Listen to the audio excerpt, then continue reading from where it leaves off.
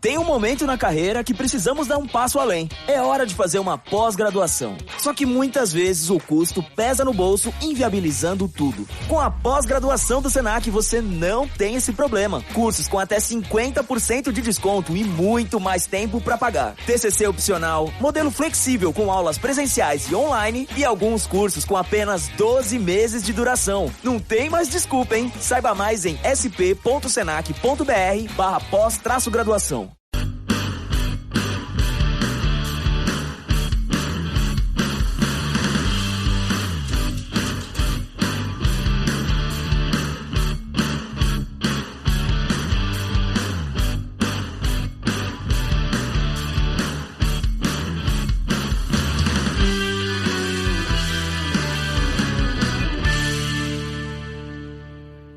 All right.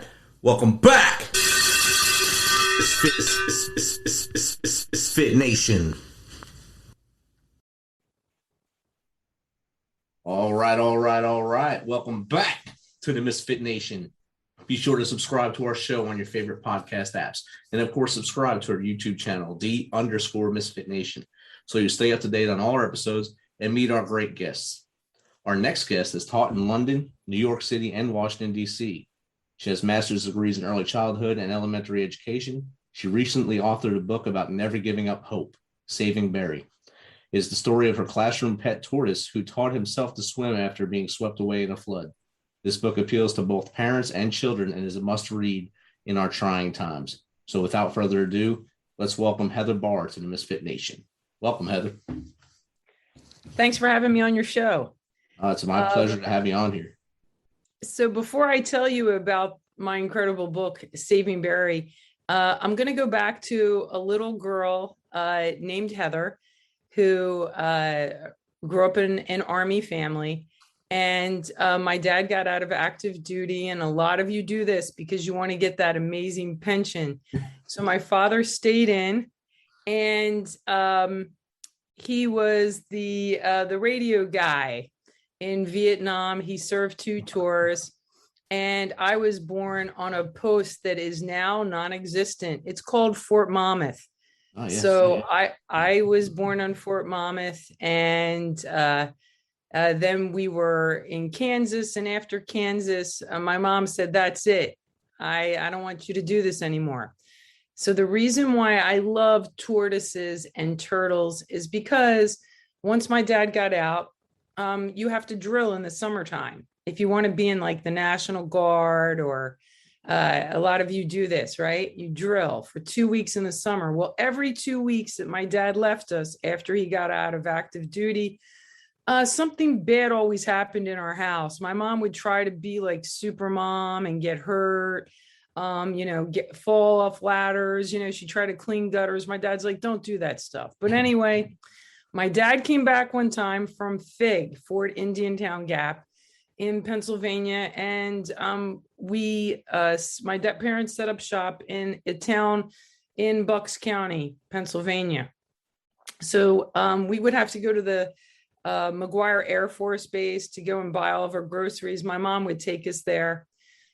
She'd do one big shop. We'd have to take like coolers and all kinds of stuff.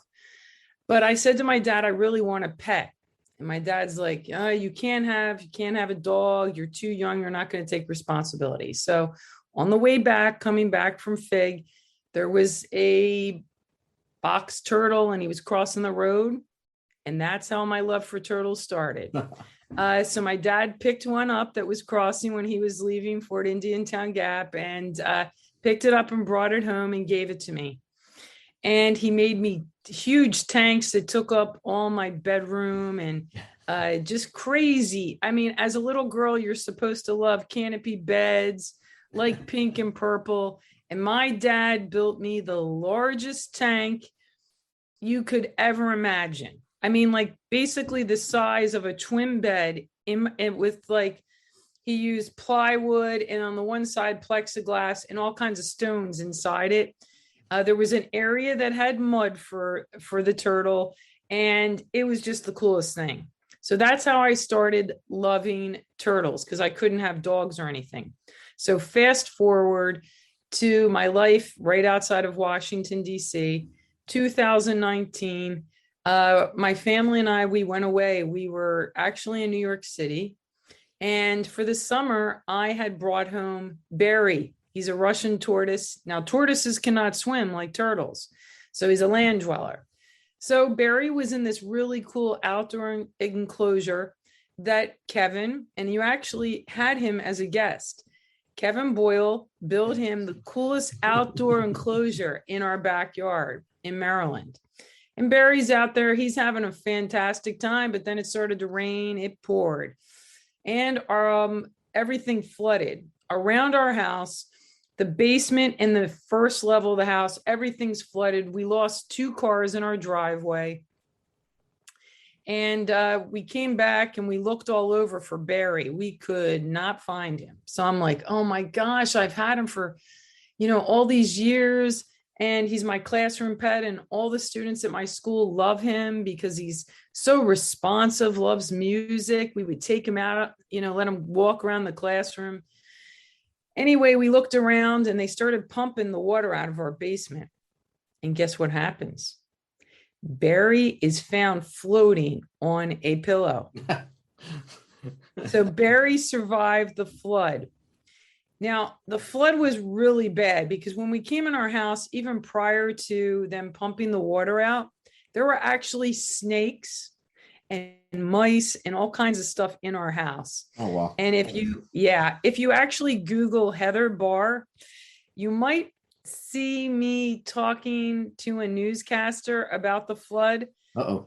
It's kind of embarrassing, but since I'm on this show, I figured I'd come clean and tell you, yes, what I said is actually true. But when they were filming me for that news article, I actually didn't realize that they were filming me. I thought I was talking in a candid way. Be careful with newspaper reporters and television reporters from regular news stations because they'll catch it your worst. That's what happened to me. And it was just really super devastating. And I wrote this story about Barry because it's a story about never giving up, right? And I actually have Barry here. I brought him home this weekend because I knew, I'm going to reach down and get him. I knew that I was going to be on today.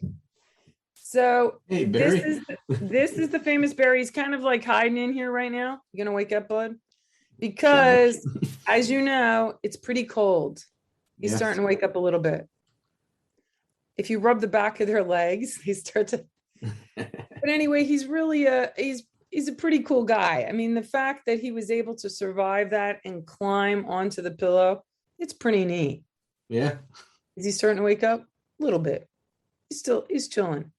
They blink their eyes like so many times. But so this is Barry. And oh yeah, he's opening up his eyes. I don't know if you can see his eyes. I'm trying to go really close. Yeah, we can see him. You can see his little eyes? I can see him.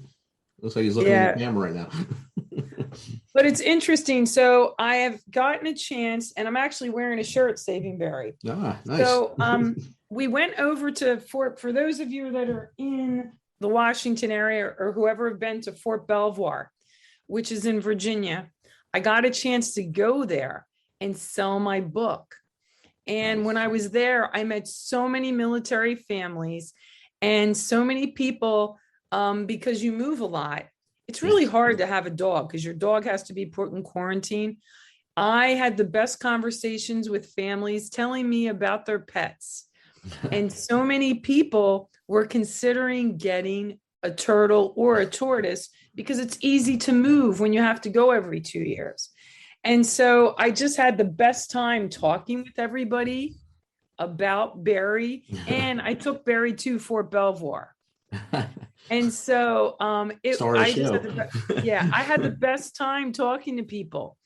And it was kind of nice to hear that some parents were really laid back, and there are some military families that are brave enough to have dogs, but more people have fish, turtles, tortoises.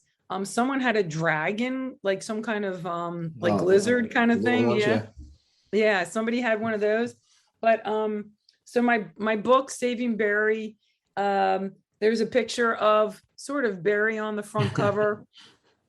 And, in the book, my favorite page in the book is where Barry has climbed on to the pillow, and he's sort of just like hanging on for dear life. You can see him. And I just love it because during the pandemic, I teach second grade right outside of Washington, D.C. And so a lot of the kids their parents work for the government or their parents are in the military. And it's really hard. We have to wear masks here. Okay. And so the kids at this point, it's January, and it's really hard for them. They really hate wearing the mask, and they love the story about Barry. We keep the book up in our classroom. I actually gave every student a copy for like the holiday gifts, like before we had off for Christmas vacation. I gave every kid in my class a book, and I wrote it out to them about never giving up hope. Like no matter how bad your life gets, even if the pandemic is bad and we keep getting another stupid virus, right? Just never give up and like just keep fighting the good fight. That's what we've been doing here. That's awesome. Like your backstory from when you were born in Fort Monmouth, not far from where I was born. I was born in Jersey City, New Jersey, so just north of there. I also went to Kansas. You probably went to Leavenworth, I'm guessing, or we went to Fort Riley. But we had two dogs my whole career. For 22 years in the Army, we had two dogs. Everywhere we went, we had two dogs, and at the end, actually, we had three. So now we have four since we just keep finding more rescues. So we have dogs all the time. We tried a turtle when my daughter was 3 or 4, maybe 5. It was a red ear slider turtle. Oh, yeah. We had to go out of town, and one of my soldiers watched it. We came back, and he was no longer alive. So I was just going to take him out, like I was taught when I was a kid, throw him away. But my daughter wanted him buried, and it was Kansas. It's cold and it's snowing, and I had to bury it by a tree in the backyard. So I had to dig into the frozen tundra and bury him in a shoebox with all of the things she thought he wanted to be with. And I'll never forget that little guy. Giant was his name. So that was her first traumatic loss of a pet. It's interesting. You never forget your first pet, right? Right. Whatever you name them. So the one that came from Fig that my dad brought home, that was Yertle the turtle. And then years later, we got another one. So Yertle, we didn't realize it, but Yertle was a girl. Then later, when he came back another time from Fig, he brought home Speedy, and they had a baby. And a lot of you might remember the movie Felix Bueller's Day Off, right? Well, the first time I didn't realize this, but when they lay the egg in captivity, you have to remove the mother, the female, away from the egg, because guess what she does? She ate the egg. So the second time that she laid an egg, I did a not so honest thing, and I did finally come clean and tell my parents about it, but not until I went away to college. But when the turtle laid the egg, I put the thermometer next to the heat lamp so that I would be sick, so I could stay home and keep an eye on it. But I didn't realize that I needed to put it under an incubation light. I didn't know. Well, I was a kid. I was young, right? So when the egg, it kind of didn't hatch right. So I didn't end up with a baby. But I have to say, now that I'm an adult, and we have, a Facebook and everything, I am part of a tortoise group. Okay. And so now I've actually learned what I need to do to have them survive. Right. I mean, I have to tell you, I've learned so many amazing things. Like Barry, there's going to be another book because he's survived other things. And one of them is that when you go to buy wood chips for your tank, okay? So I put him in there and I noticed something hanging off of him by his tail. Okay, I know he's a boy turtle. I assumed it might have been a male part, but it was not. I took a picture of it, put it on Facebook. Guess what it was? It was a tick. Well, Great. And so apparently when you buy wood chips, the tick was in there. And I called vets and asked them how to do it. And they said, oh, you can bring it in, bring it in. But it was like $350 for them to just see. So anyway, I took the advice of the people on Facebook and we took tweezers and we did get the tick off. But it's just amazing that, when you get a pet, how much care is involved. Yes. And I don't remember being a kid and having so many problems with my turtles that I had.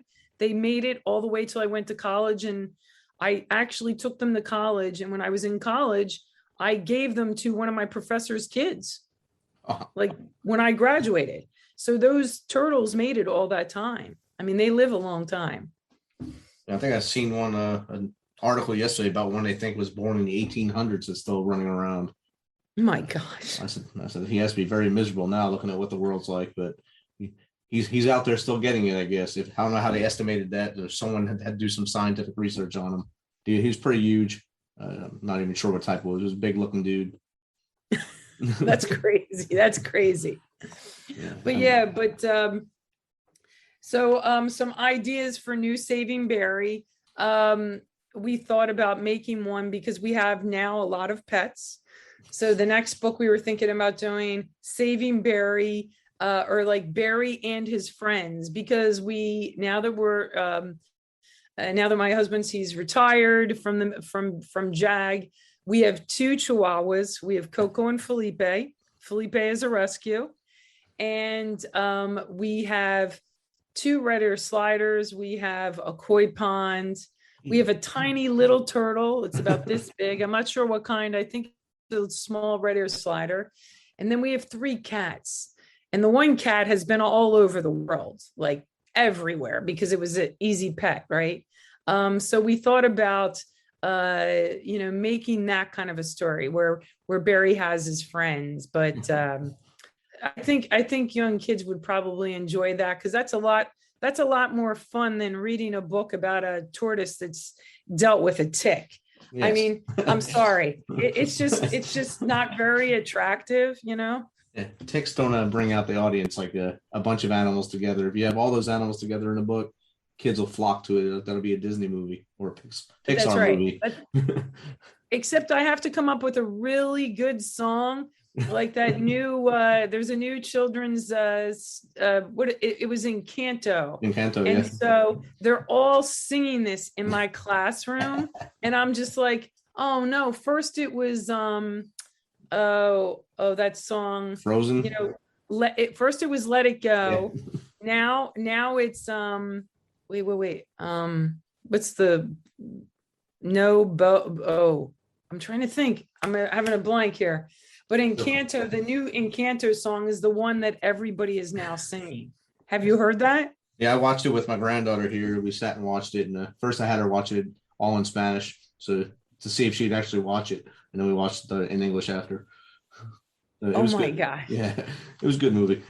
Yeah, but that's what cast had a good group of people in it. Yeah, they're all into that. So I guess I need to come up with a really good song, or just find a good composer to go along with your book, and they'll write it for you. Absolutely. That's usually how it happens. It's usually not the writer of the book; it's someone that they sell the composing to after. So you don't have to worry about that side as much.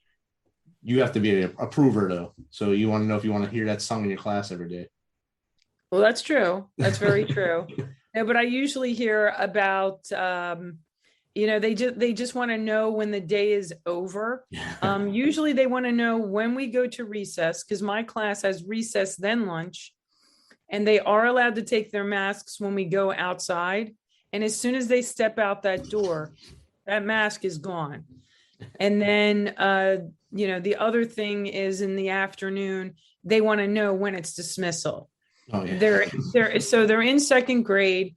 And so I have to always tell, we're talking about the big hand, the little hand.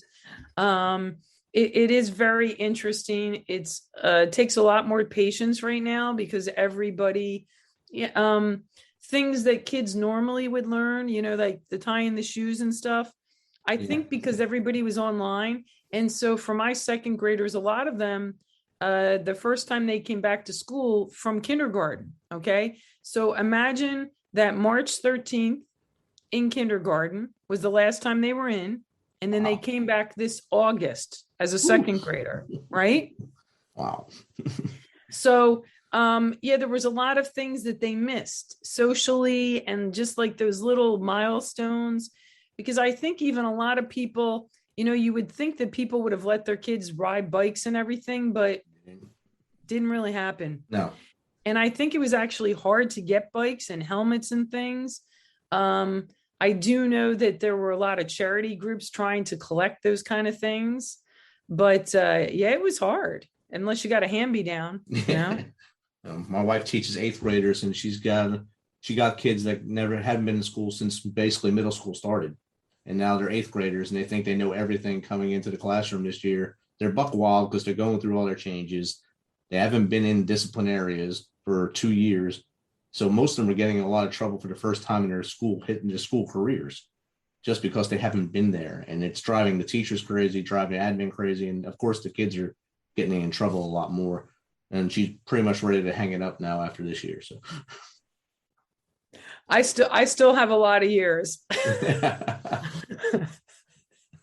But I'm hoping that it, realistically in my mind, I think as long as we don't have to be online for an extended period of time, in my mind, it's going to take maybe 3 to 4 years for me, for elementary. It may take longer for some of the other kids.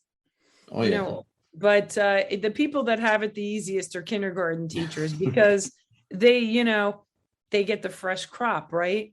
And so next year, first grade teachers will be okay, right? Because the kindergartners were in. I'm hoping, next year, the first graders, they might be okay. Because I'll get them as second graders, right? So the first graders have been in, but I still might have a little resistance, right? Because they didn't have kindergarten. Right. Those first graders. And I kind of feel like that is really important because those things, and I know everybody knows that, but things that you learn in kindergarten, you kind of remember the rest of your life, right? They're basic rules. It's kind of like when you first join the military, those things that you first learn, you remember them. You're not going to forget them. It's hard. It's life lessons. That's right. And it's the same with middle school, your first year in middle school, your first year in high school. Truthfully, I do think that where your wife's at, middle school is those 3 years are horrible. They're just hard for kids. Yes. And I do think that their job, I think it's harder than mine. I do. And in each year, a different kid goes through their changes because they're not all going to go through in 8th grade. They're going to go through their changes as they go. And that kid will have attitude or ups and downs mentally because of their changes going through. And they don't know what's going on with their body, their mind, and all that. And they take it out in the class. And it's real hard. I try to go in every once in a while and mentor the only way I can. And I brought other veterans in there with me to mentor this year. And we just bluntly gave them speeches. Hopefully it works. I don't know. Hopefully. Yeah, we do what we can. Well, you're lucky. At least you can, so are you required to wear masks in Tennessee or no? They don't have to. Oh, yeah. So we went, Kevin and I went to Pigeon Forge and Gatlinburg, and we had never been to Dollywood. We'd never been to any of those places there. Nice. And we did, what was the dinner show that we went to? I'm trying to remember, where they have the North and the South. On the McCoys, Hatfield and McCoys, or the Civil War one. Yes. Yeah. It was great. We also did the Titanic Museum. We were there before they had that incident that the people got hurt. Yeah. They had the leak. Did you hear about that? Yeah. We were literally there like 2 months before it happened. We thought, so we thought that somebody was like smacking the iceberg, because when you walk into there, I don't know if you've been there, but when you walk into it, it is damn cold. Yeah. So yeah, it was very cold there. And but we loved it. We absolutely loved the whole area. We went to the Great Smoky Mountains. phenomenal place. Yes. If people have not been there, they should go. We loved it there. We rented a cabin and I can't remember the name. It was like a newer resort and they had a pool. It was beautiful. And did we see any bears when we were there? We did not, but while we were there was somebody that was sleeping in a hammock, a teenage girl with chips or something, and she was attacked, but she was okay. She met the bear. Yeah, but we did buy like a little stuffed black bear because you couldn't help yourself. But we really enjoyed our time there. And that actually gives me another idea. If I take Barry ever back with me to Tennessee, I would do a story like Barry visits Tennessee or visits the Smoky Mountains or something. It would be adorable because that area is great. Yeah, Barry and the bear. There you go. Barry and the bear. There you go. That's perfect. Perfect. Yeah. I always tell people if they want to see a bear in Gatlinburg or that area, make sure I'm not there because I'm the only person that goes there and never sees them. I've never seen a bear there.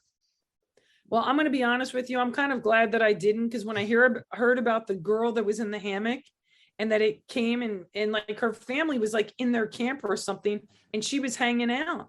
And it's great that she's okay. I'm happy. But I have to tell you, after that, I stuck to the trails. Like when we were walking around, I did not venture off of a trail. I was really afraid. Yeah, we're going down there twice this year. So the first one will be down there for the Mountain Man Memorial March. It's for Gold Star families and stuff. So we try to get the rest of my platoon back together. We go up there and we do a 13-mile hike up there with a whole bunch of other people. That's in April. And then in the summer, we'll do the Jeep invasion, where there's about 12,000 Jeeps that come to Gatlinburg and they show off their toys and stuff. So we'll go down there for that. That is very cool. Yeah.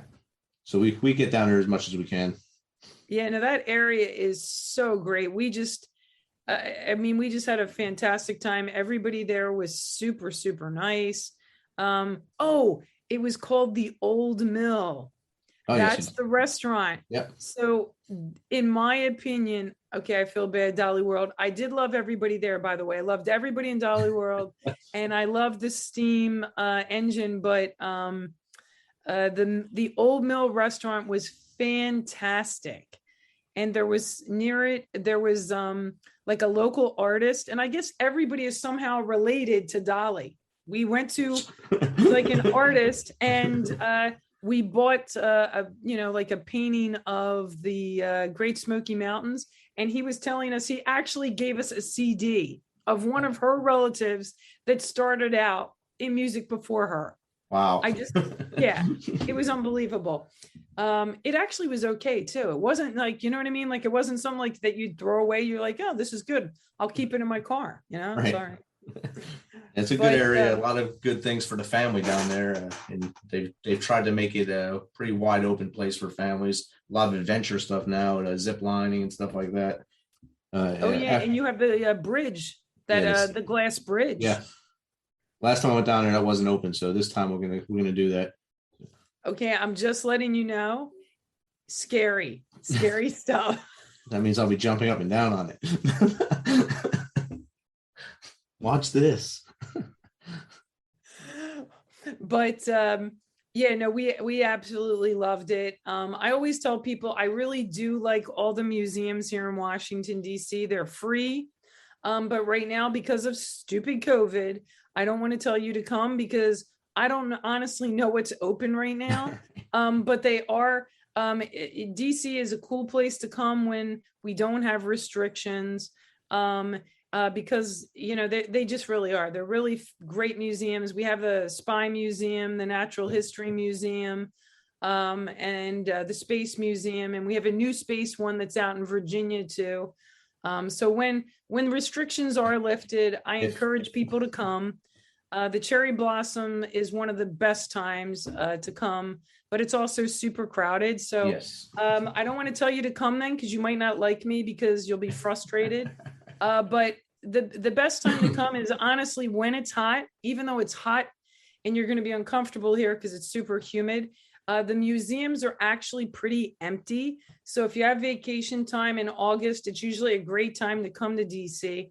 That's just a little tip from Heather Barr. I think last time we were up there, we got to see them filming Wonder Woman 84.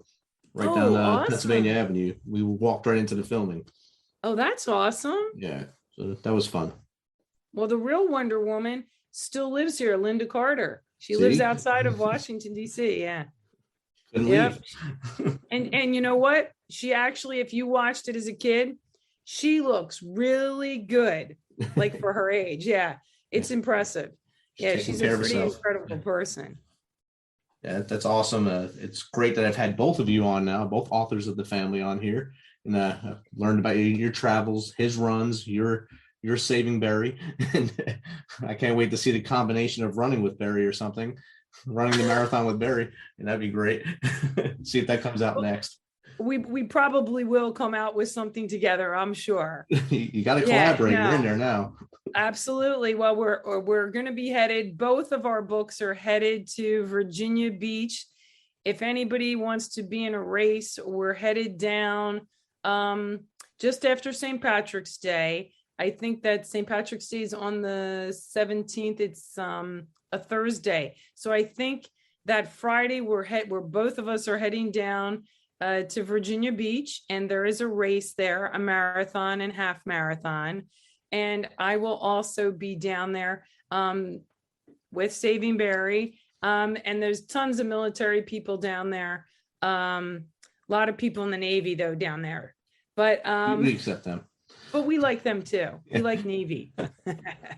We need them actually, we have a niece that's at the Naval Academy now. So we've crossed over. We've crossed over the other side now. And we're very proud of her. She's in her first year and she's doing great. Outstanding. Yeah. So if anybody's around Virginia Beach area, we hope that you'll come out to the race and you'll come to the expo and buy Going the Distance by Kevin Boyle and by Saving Barry by Heather Barr. Outstanding. And Heather, how can someone get in contact with you just to talk to you one-on-one? Hey, they can email me, and my email address is softballplayerpa@gmail.com. And that's because I was a softball player in college. Good Army people always make sure that their kids are awesome at one sport so they can get a scholarship. Very smart. So that is why my email address is softballplayerpa@gmail.com. Outstanding. Thanks again for being flexible and, of course, coming on tonight. And I look forward to good things from both of you in the future. Thank you very much.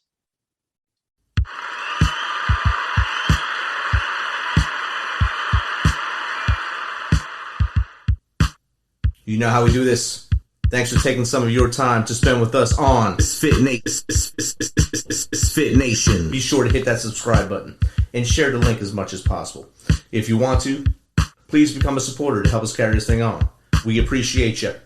If you know someone that brings that energy, has a great story, is an up-and-comer in the industry of music, in the arts, have them reach out to us on themisfitnation.com. We will get back to them within one day and get them on here so they can share their story with the world. As always, till next time, be humble, stay hungry, and keep hustling, because we are Fit Nation.